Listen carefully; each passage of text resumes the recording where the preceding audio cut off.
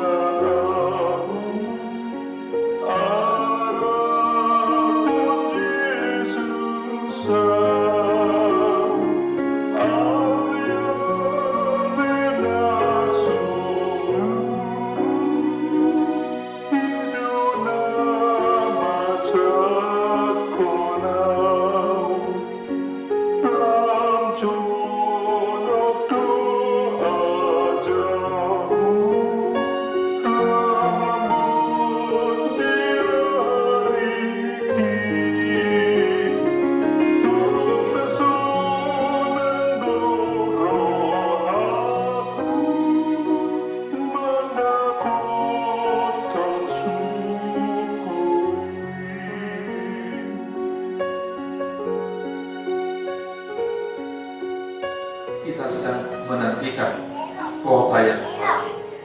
Kita sedang menantikan negeri yang baru yang dijanjikan oleh Tuhan kepada kita. Dan tujuan daripada seluruh perjalanan kita di dunia ini harus ke sana.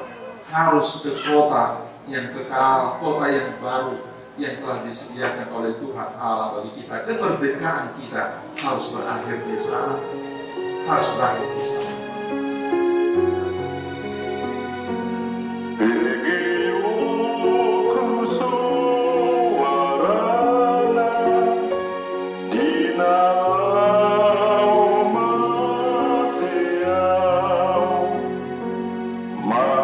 So